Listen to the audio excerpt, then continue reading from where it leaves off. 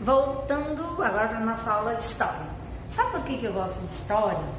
De dar aula de história? Porque a aula de história a gente pode contar história, né? E por que é tão importante história? Para a gente saber de onde nós viemos, onde estamos e para onde vamos. E aí, aonde estão as nossas histórias? Já parou para pensar nisso? Aonde eu posso achar minha história? Quem sabe da minha história? Minha mãe, minha avó, meus tios, alguém. E aí a gente para pensar a importância de ter relatos, de ter documentos que contem a nossa história. E é dessa forma que a história é contada, repassada e a certeza de que vai ser dado continuidade à nossa vida. Então, nós estamos vendo aí no capítulo de história, vamos recapitular, histórias compartilhadas. Mais do que nunca agora a história é compartilhada, mas nem sempre foi assim. A história tinha registros, que nós chamamos de registros históricos, eram coisas deixadas e aí eram achadas e se fazia um levantamento de época, por exemplo, vamos lá, as pinturas rupestres. Vocês sabem o que são pinturas rupestres? Vocês já viram isso? São aquelas pinturas nas cavernas que os homens das cavernas faziam com tinta, com pincel. O que eles dispunham na época? O que eles tinham para fazer tinta? Casca de árvore, carvão, até sangue. Eles usavam para poder fazer os desenhos e deixar as histórias deles desenhadas. Então é isso. A história é compartilhada há milhões de anos, não é de agora, não é só agora no WhatsApp, não é agora só no Instagram, no Facebook. A história já vem sendo compartilhada de longa data e é só dessa forma que nós conhecemos a história. Se você for pegar os registros, vamos pegar uma coisa mais atualizada. Se você for pegar o registro da história do Brasil, como é que nós sabemos da história do Brasil? Como é? A história do Brasil tem documentos? Tem. A história do Brasil tem documentos, tem cartas. Quando Pedro Álvares Cabral chegou, nas caravelas vinha uma pessoa, olha a importância de saber ler e escrever. Vinha uma pessoa letrada que só vinha para fazer as anotações e desenhos das novas conquistas. E essa pessoa tinha a função de documentar a história.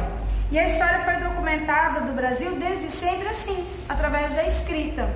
Depois as fotografias, os desenhos, depois as fotografias, depois os livros. É dessa forma que a história vem sendo compartilhada. E nós vimos no capítulo passado exatamente isso. Como se compartilha a história. E nós vamos dar sequência agora. Lá atrás, no capítulo 3, que nós começamos, está falando de histórias compartilhadas, brincando com a nossa memória. Aí tinha um joguinho para ser feito, né? E aí na outra página na outra página 21 está escrito assim: a minha, a sua, a nossa história, a nossa memória. Esse final de semana eu estava conversando com as minhas irmãs e nós falamos de um assunto, de uma brincadeira que a gente fazia, e aí ela disse: não era assim essa brincadeira não. Eu disse: não, era. A gente subia no pé da mangueira, né, e ficava jogando manga em quem passava. Ela: não, nós não jogávamos manga em quem passava, nós ficávamos jogando manga para os bois para ver qual ia mais longe. Eu disse: que engraçado, eu tinha uma memória, ela tinha outra, nós compartilhamos.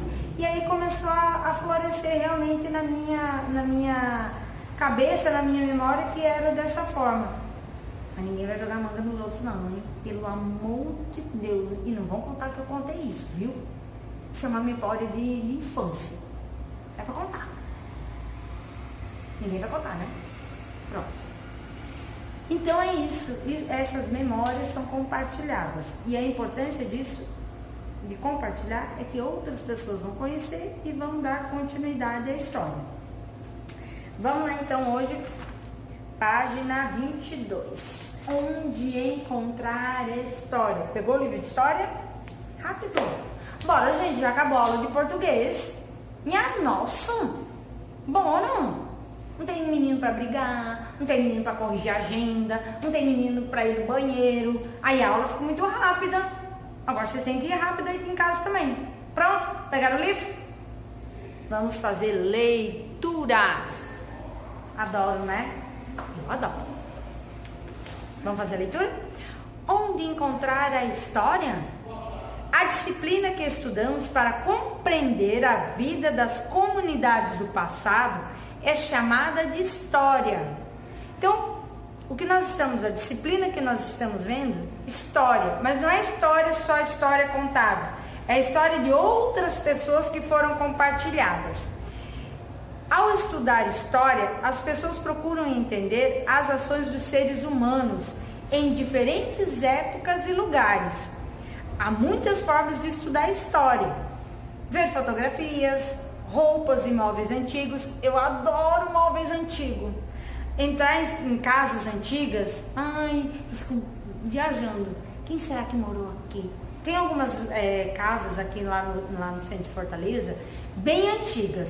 E aí eu passo na frente dessas casas e fico imaginando, poxa, quem será que morou aqui? Como será que era a história dessa pessoa? E isso é história, é dessa forma. Esses casarões são casarões tombados pelo patrimônio histórico. Por quê? Porque eles contam a história de Fortaleza. Existem aqui muitos pontos que eles chamam, além de pontos turísticos, pontos históricos, que ali tem todo um acontecimento.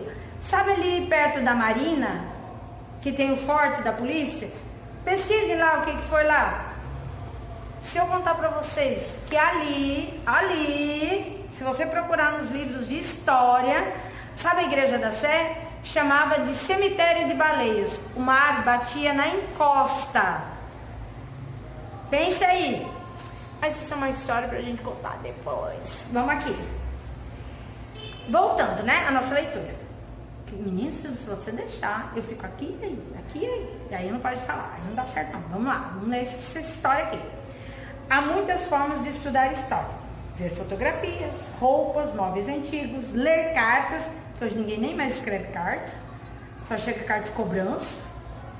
Ouvir canções e entrevistar pessoas são alguns dos modos de investigar os vestígios do passado. Tudo que pode fornecer informações sobre o passado é chamado de fonte histórica pelos historiadores. Vestígio, você sabe o que é vestígio? Quem se ensaia aí? O que é vestígio? Vai lá olhar no glossário. Glossário é esse azulzinho aqui. Viu? Vestígios são restos, são coisas deixadas. Isso mesmo, são coisas deixadas e aí são pesquisadas e são vestígios. Relatos como o do Senhor Amadeu ajudam a resgatar informações sobre o passado das pessoas, das comunidades onde vivem. Assim, um conjunto de relatos de moradores de um bairro, por exemplo, pode ser muito importante para a compreensão daquele lugar. Meu avô morreu o ano retrasado. Sim. Morreu o ano retrasado. E aí, ele gostava de contar causos. 94 anos. Mas eu cresci ouvindo ele contar os causos. Na minha terra faz muito frio. E aí a gente se juntava em volta do fogão a lenha. E aí ele tomava chimarrão. Ai, adoro chimarrão. Tô com saudade de tomar chimarrão. Chimarrão você pega um monte de erva, mas é uma erva específica, só lá de Santa Catarina. Você pega esse monte de erva, moa, queima, e aí, enfim, aí você compra os saquinhos de erva, coloca na cuia, com água bem fervente, aí coloca um caninho que chamam de bomba, aí você toma o chimarrão, que é bem quente. Então, tomando chimarrão, se esquentando no fogão, eu vou contar os causos da nossa região, lá em Santa Catarina. E Santa Catarina foi, assim, cenário de guerra. A Guerra do Contestado, a Guerra dos Farroupilhas, que era lá na fronteira do Rio Grande do Sul. Então, sempre respingava em Santa Catarina. Inclusive, dizem que Santa Catarina é o gaúcho que ficou com preguiça de ir para o Paraná. Porque o meu estado fica entre o Rio Grande do Sul, Santa Catarina e o Paraná. O meu fica no meio, Santa Catarina. E aí meu avô contava as histórias das guerras, do João Maria, que fez parte do Contestado. Contava assim as histórias e a gente ficava encantada, porque ele tinha um tom de voz, né? E aí ele parava, pensava e contava a história do lugar, e a gente jurava que estava vendo tudo aquilo.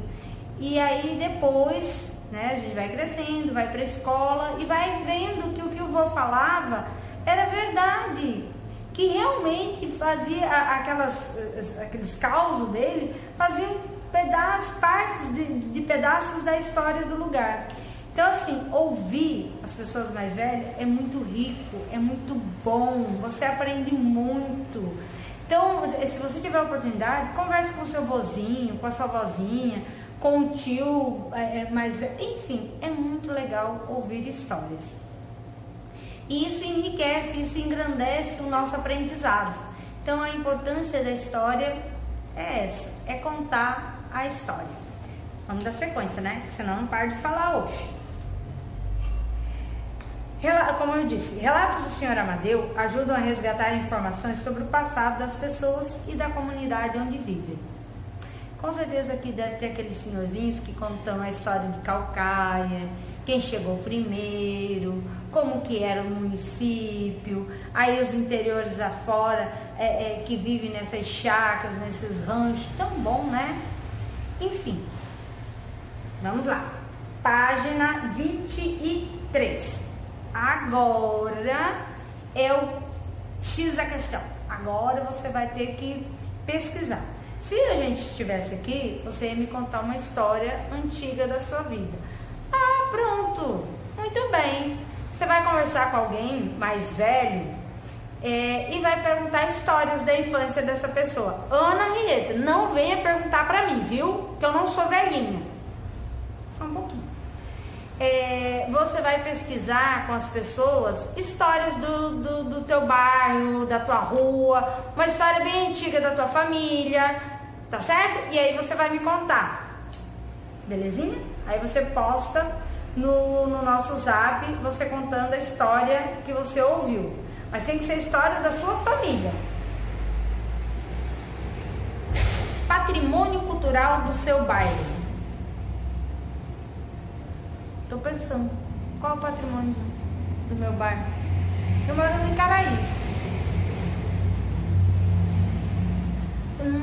Vou pesquisar qual é o patrimônio que tem lá, qual é a coisa mais antiga. Eu acho que é uma igrejinha. Vou pesquisar qual é o patrimônio mais antigo, patrimônio histórico do Icaraí. E aqui do Nova Metrópole, qual é? Qual foi a primeira construção? Vamos pesquisar. Patrimônio cultural do seu bairro. Todos os bairros têm história, com certeza. Passado e patrimônio cultural próprio. Cada bairro tem sua peculiaridade. O que é sua peculiaridade? O que só tem naquele bairro, que nasceu só naquele bairro. Então você vai procurar do seu bairro qual é a peculiaridade, qual é o patrimônio histórico que tem só aqui. E aí você vai fazer essa pesquisa. Esses patrimônios são ligados a acontecimentos da história local e foram preservados por pessoas da comunidade. Com o reconhecimento dos patrimônios do bairro onde moramos, podemos compreender parte da história das pessoas que formam a comunidade da nossa identidade. Vamos conhecer um pouco do patrimônio cultural do bairro? Você precisará de ajuda de um adulto. Ou do seu Google, né? Seu Google aí. Escolha uma construção que seja considerada importante para a história do bairro. Ou um ambiente natural, ou ainda uma festa que é realizada só onde você mora. Por exemplo, a igreja, uma pracinha, uma festa que só acontece aqui no bairro. Você vai pesquisar, mas tem que ser só do seu bairro, certo? Acompanhado de um adulto, filme, fotografe o patrimônio que você escolheu. Não vai poder sair, vai ter que ser pela internet. Nananina. Internet, beleza? Você vai procurar na internet um patrimônio do nosso bairro. Nosso bairro Metrópole aqui, ok? Depois entreviste alguns adultos e pergunta a cada um. Aí você só vai fazer com quem você tem contato. Você não vai sair perguntando para ninguém na rua. Isso é em casa, com quem você tem contato, você vai fazer essa entrevista. Ok? Certo? Então, não é para sair de casa. A história, ela tá aqui para isso. Para contar um pouco de nós e levarmos um pouco dos outros para frente. Ok? Então, vamos lá. Recapitulando. Nós vimos o que é patrimônio histórico, a importância, né? O que são vestígios históricos, e nós vamos fazer uma pesquisa sobre isso tudo e mandar para o grupo, ok? Eu gostaria que vocês estivessem aqui para ouvir as histórias de vocês, para a gente conversar sobre isso, mas infelizmente não é possível nesse momento. Mas logo, logo estaremos aqui. E a nossa história vai contar essa época, essa epidemia, essa loucura que foi esses meses. Lá na frente, e nós ainda vamos rir de tudo isso. Mas nesse momento a gente tem que se concentrar em estudar. Eu sei que é chato, eu sei que vocês queriam estar aqui, vestindo a camisetinha amarela, eu abraçando vocês lá no portão. Mas nesse momento, o fato histórico é: precisamos ficar em casa, precisamos nos alimentar bem, precisamos fazer as nossas atividades em casa. É um bicho de 7 cabeças? 5. 3? Enfim, importante é estarmos conectados, ligados. Ok? Meu muito obrigada. Eu já volto para a aula de ciências.